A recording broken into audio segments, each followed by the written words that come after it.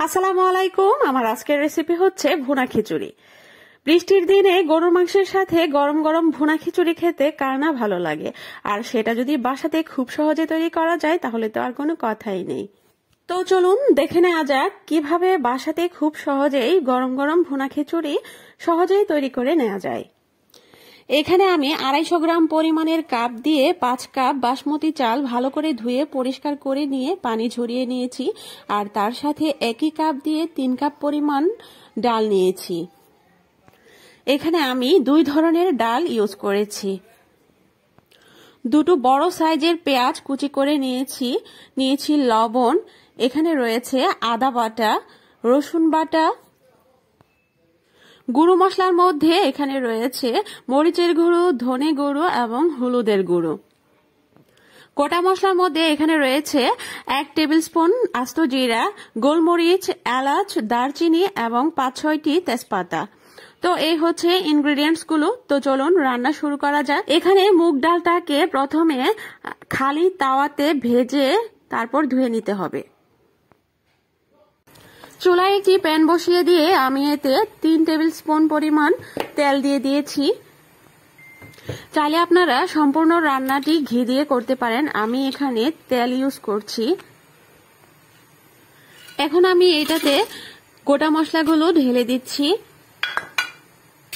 মশলাগুলোকে অনেকক্ষণ ধরে ভেজে পুড়ে ফেলা যাবে না। যখনই মশলাগুলোতে সামান্য বাবলস আসা শুরু করবে তখনই এতে পেঁয়াজ কুচি দিয়ে দিতে হবে।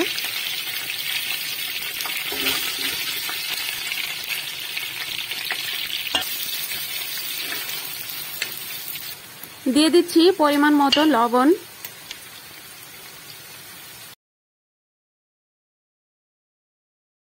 পেঁয়াজটা হালকা বাদামি বর্ণের হয়ে এলে এতে দিয়ে দিব 1.5 টেবিল চামচ আদা বাটা এবং 1 টেবিল চামচ রসুন বাটা। পেঁয়াজ রসুনের কাঁচা ভাবটা চলে যাওয়ার পরে আমি এতে হালকা একটু পানি অ্যাড করে দিব। এরপরে বাকি গুঁড়া মশলাগুলো দিয়ে দিব। এখন আমি দিয়ে দিব আধা টেবিল চামচ মরিচের গুঁড়ো, 1 টেবিল চামচ হলুদের গুঁড়ো এবং 1 টেবিল চামচ ধনে গুঁড়ো।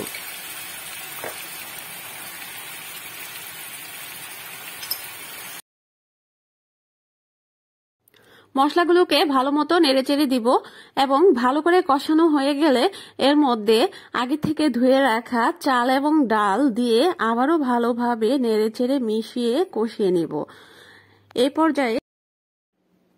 এ পর্যায়ে চাল এবং ডালকে খুব ভালো মতো ভেজে নিতে হবে। এই ভাজাটা যত বেশি সুন্দর হবে খিচুড়ির টেস্ট কিন্তু ততই ভালো হবে।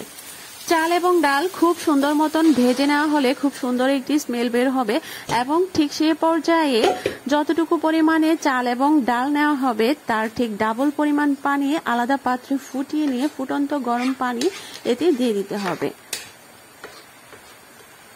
এখন ঢাকনা দিয়ে এগুলো ফুটে ওঠা পর্যন্ত রান্না করতে হবে।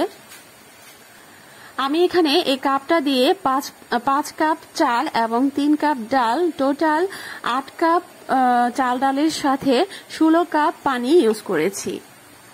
প্রায় 15 থেকে 20 মিনিট পরে ঢাকনা উঠিয়ে যখন দেখা যাবে চাল, ডাল এবং পানি একদম সমান সমান হয়ে আসছে তখন চুলাটার আঁচ কমিয়ে দিতে হবে এবং খুব কম আঁচে এটাকে দমে রাখতে হবে।